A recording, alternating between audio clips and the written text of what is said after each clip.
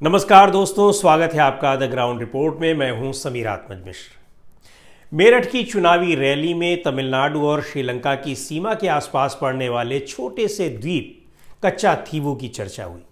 चर्चा प्रधानमंत्री नरेंद्र मोदी ने की। हालांकि उसके एक आध दिन पहले ही ये खबरें भी आई थीं कि चीन ने अरुणाचल प्रदेश के कई गांवों पर अपना अधिकार जताते हुए उन गांवों का नामकरण अपने हिसाब से कर लिया है। पर स्वाभाविक तौर पर प्रधानमंत्री की रैली में या फिर उनके समर्थकों के ट्विटर हैंडल पर इस खबर के दिखने का सवाल ही नहीं था। प्रधानमंत्री तो बात कच्चा थीवू की कर रहे थे और कुछ इस तरह कर रहे थे जैसे इसके बारे में अभी अभी पता चला हो, और यह भी पता चला हो कि जैसे इस द्वीप का श्रीलंका के पास चले जाना भारत की कोई कूटनीतिक विफलता हो या फिर किसी युद्ध में हार हो या फिर कुछ और हो जो उन्हें राजनीतिक फायदा पहुंचा सके। लेकिन ऐसा कुछ भी नहीं है। दरअसल बीजेपी के तमिलनाडु के अध्यक्ष के अन्नामलाई ने आरटीआई के जरिए इस बारे में जानकारी हासिल की तो पीएम को शायद लगा कि ये तो बड़ा चुनावी मुद्दा बन सकता है और तमिलनाडु की सारी सीटों पर बीजेपी को जीत दिला सकता है। तो उन्होंने मेरठ की रैली में घेर लिया कांग्रेस को। लेकिन सच्चाई कुछ और है। और हाँ, कच्चा थीवू का मसला अन्नामलाई या पीएम मोदी को भले ही अभी पता चला हो, लेकिन इस मुद्दे को अभी कुछ दिन पहले तमिलनाडु के सीएम एमके स्टालिन ने उठाया था, और किसी चुनावी रैली में नहीं बल्कि प्रधानमंत्री नरेंद्र मोदी के सामने। स्टालिन ने पिछले साल जुलाई में ही पीएम मोदी से अपील की थी कि वो कच्चा थीवू द्वीप की वापसी के लिए श्रीलंका के साथ डिप्लोमेटिक तरीके से कोशिश करें। उस वक्त पीएम मोदी को इस द्वीप के महत्व के बारे में न पता चला हो, ऐसा भी नहीं, क्योंकि अगस्त महीने में ही अपने खिलाफ विपक्ष के अविश्वास प्रस्ताव का जवाब देते हुए पीएम मोदी ने इसका अच्छी तरह से जिक्र किया था। लेकिन अब 6-7 महीने बाद ही वो इसके नाम पर इतना क्यों चौंक रहे हैं, यह हैरानी वाली बात है। क्योंकि मेरठ की सभा के अलावा अपने ट्वीट में भी उन्होंने इसके बारे में कुछ इसी अंदाज में लिखा। वो लिखते हैं, आंखें खोल देने वाली और हैरान कर देने वाली बात सामने आई है। नए तथ्य बताते हैं कि कैसे कांग्रेस ने कच्चा थीवू द्वीप श्रीलंका को दे दिया। तो आइए जानते हैं कि कहां है ये द्वीप, क्या इतिहास है इसका और कैसे ये द्वीप भारत ने श्रीलंका को दे दिया। कच्चा थीवू एक छोटा सा आइलैंड है जिस पर कोई नहीं रहता, निर्जन द्वीप है। ऐतिहासिक तौर पर देखें तो ये तमिलनाडु का हिस्सा रहा है, लेकिन फिलहाल इस आइलैंड पर श्रीलंका का अधिकार है। इसकी लोकेशन श्रीलंका के नेदुनथीवू और तमिलनाडु के रामेश्वरम के बीच पाक स्ट्रेट यानी पाक खाड़ी में है। छोटा और वीरान सा दिखने वाला यह आइलैंड भारत और श्रीलंका के बीच डिस्प्यूट की एक बड़ी वजह रहा है। इस आइलैंड की हिस्ट्री की बात करें तो ऐसा माना जाता है कि इसकी ओरिजिन 14वीं सदी में ज्वालामुखी विस्फोट यानी वोल्केनिक इरप्शन से हुई थी। भारत में रामेश्वरम से करीब 30 किलोमीटर दूर स्थित यह आइलैंड 17वीं शताब्दी में मदुरई के एक राजा रामनद की जमींदारी में आता था, जिसका सेंटर रामनाथपुरम में था। बाद में ब्रिटिश राज में ये मद्रास प्रेसिडेंसी का हिस्सा बन गया। उसी दौरान यहाँ एक चर्च भी बनाया गया जहाँ बड़ी संख्या में लोग प्रार्थना करने के लिए जाते रहे हैं। इस द्वीप पर बने सेंट एंथोनीज श्राइन चर्च को तमिल में एंथोनियार कोली के रूप में जाना जाता है। ये चर्च एंथोनी ऑफ पाडुआ, जो कि 12वीं-13वीं शताब्दी के एक संत थे, उनको समर्पित है, जिन्हें क्रिश्चियन लोग patron saint of seafarers मानते हैं। इस चर्च को एक तमिल कैथोलिक श्रीनिवास पडैयाकाची ने 20वीं सदी की शुरुआत में बनवाया था। चर्च के अलावा इस आइलैंड पर बहुत ज्यादा बसावट नहीं थी। हाँ, तमिलनाडु और श्रीलंका के जाफना इलाके से मछुआरे इधर मछली पकड़ने आते थे तो यहां रुका करते थे। भारत में ब्रिटिश रूल स्थापित होने के बाद ये मद्रास प्रेसिडेंसी का हिस्सा बन गया, उसके तहत आ गया। हालांकि ब्रिटिश पीरियड में भी इस आइलैंड को लेकर एक विवाद सामने आया था। उस समय श्रीलंका भी ब्रिटिश रूल के अधीन था और तब इसे सीलोन कहा जाता था श्रीलंका को। 1921 में भारतीय और श्रीलंकाई अथॉरिटीज ने इस पर अपने अपने दावे किए। ये दावे फिशिंग बाउंड्रीज को लेकर किए गए थे। उस समय एक सर्वे ने इसे श्रीलंका का बताया तो भारतीय पक्ष ने इस दावे को चुनौती दी। चुनौती देने के पीछे रामनद जमींदारी का नियंत्रण होना ही था। तब से जारी इस विवाद का कोई समाधान नहीं हुआ। हालांकि 1947 में यह भारत के कंट्रोल में आ गया, लेकिन भारत सरकार की ओर से कभी इसका डिमार्केशन नहीं किया गया।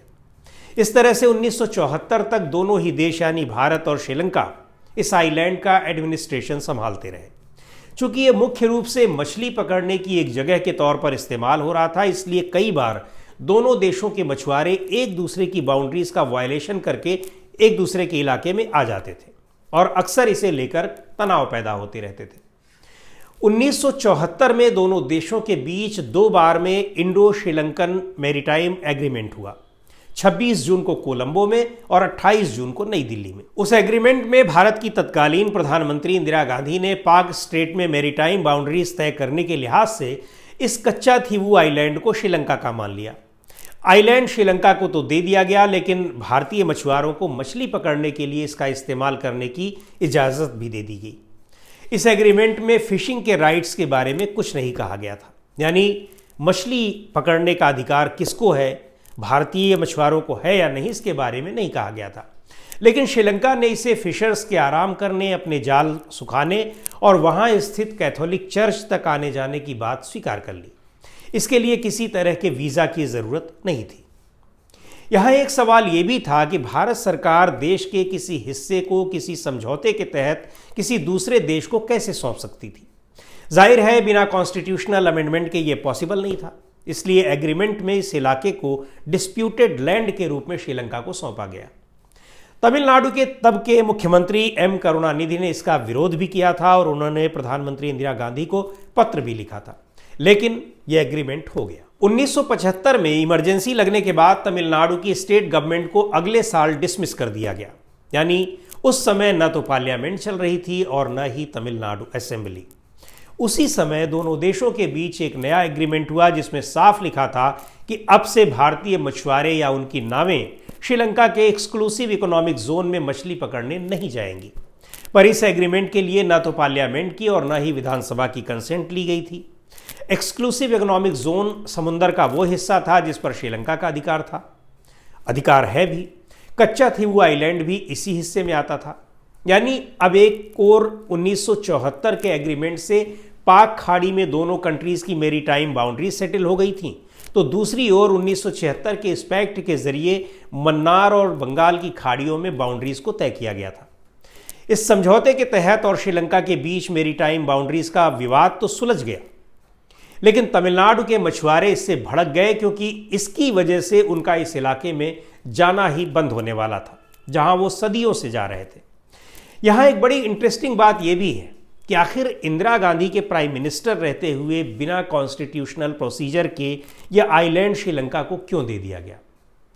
दरअसल इसके पीछे इंदिरा गांधी और श्रीलंका की तत्कालीन प्रधानमंत्री सिरिमाओ भंडारनायके की दोस्ती को बताया जाता है। भंडारनायके दुनिया की पहली महिला थीं जो किसी देश की प्रधानमंत्री चुनी गई थी। सिरिमाओ भंडारनायके ने भी श्रीलंका में इमरजेंसी लगाई थी। सिरिमाओ भंडारनायके की बेटी चंद्रिका कुमार तुंगा बाद में श्रीलंका की राष्ट्रपति बनी थी। 1991 में तमिलनाडु विधानसभा ने एक बार फिर से कच्चा थीवू आइलैंड की वापसी की मांग उठाई और राज्य के मछुआरों के अधिकारों की बात की।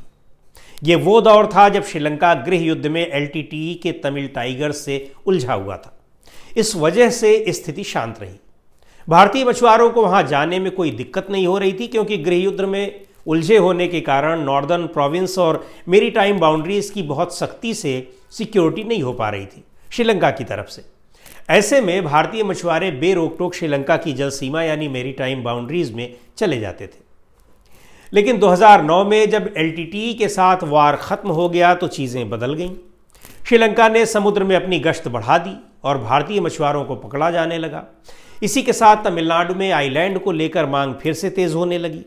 मछुआरों की बढ़ती गिरफ्तारी के बीच 2011 में तमिलनाडु की मुख्यमंत्री जे जयललिता ने विधानसभा में कच्चा थीवू की वापसी का प्रस्ताव पेश किया और सुप्रीम कोर्ट से भी इस मामले में हस्तक्षेप करने की मांग की। इस मामले में तमिलनाडु का तर्क था कि 1974 और 1976 के एग्रीमेंट में कच्चा थीवू को श्रीलंका को देना अनकॉन्स्टिट्यूशनल है, क्योंकि 1960 के बेरुबाड़ी केस में सुप्रीम कोर्ट ने कहा था कि पार्लियामेंट की कंसेंट के बिना, पार्लियामेंट की सहमति के बिना भारत के किसी भी हिस्से को दूसरे देश को नहीं दिया जा सकता और कच्चा थीवू को बिना तमिलनाडु राज्य की सहमति के ही सौंपा गया था।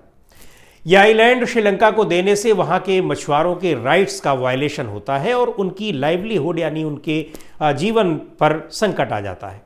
और तमिलनाडु का जो सबसे मजबूत तर्क था वो ये कि ऐतिहासिक रूप में यह आइलैंड मद्रास प्रेसिडेंसी का पार्ट हुआ करता था। और अब इस बारे में जानते हैं कि भारत सरकार का इस द्वीप में के बारे में क्या कहना है, यानी सरकारी पक्ष क्या है। मिनिस्ट्री ऑफ एक्सटर्नल अफेयर्स यानी विदेश मंत्रालय की वेबसाइट पर जो स्टेटमेंट दिया गया है उसके मुताबिक भारत के लैंड के किसी भी पार्ट को किसी दूसरे देश को नहीं दिया गया है और ये इलाका डिस्प्यूटेड है और कभी भी इसका सीमांकन यानी डिमार्केशन नहीं हुआ है। आइलैंड के स्टेटस का डिस्प्यूट 1974 में एक एग्रीमेंट के जरिए सेटल किया गया था और दोनों देशों ने यह एग्रीमेंट हिस्टोरिकल और लीगल एस्पेक्ट्स को देख कर लिया था। इस तरह कच्चा थीवू आइलैंड में मछली पकड़ने के लिए भारतीय मछुआरों के पास कोई अधिकार नहीं है। उन्हें केवल आराम करने, अपने जाल सुखाने और चर्च जाने की परमिशन मिली है। इसका मतलब ये नहीं कि वे पूरे आइलैंड में कहीं भी आने जाने या मछली पकड़ने के लिए आज़ाद हैं। 2014 में भारत के अटॉर्नी जनरल ने सुप्रीम कोर्ट को बताया कि यह मैटर क्लोज हो चुका है। यह आइलैंड 1974 में एक एग्रीमेंट के तहत श्रीलंका को दिया जा चुका है और अब इसे वापस नहीं लिया जा सकता। आइलैंड की वापसी के लिए वार यानी युद्ध करना होगा। तो आज के इस वीडियो में इतना ही। अगले वीडियो में फिर मिलेंगे एक नए विषय के साथ। द ग्राउंड रिपोर्ट के यूट्यूब चैनल को आपने अब तक सब्सक्राइब न किया हो तो ज़रूर कर लें। हमारे वीडियोस को लाइक करें, शेयर करें और अपने सुझाव भी हमें ज़रूर भेजें।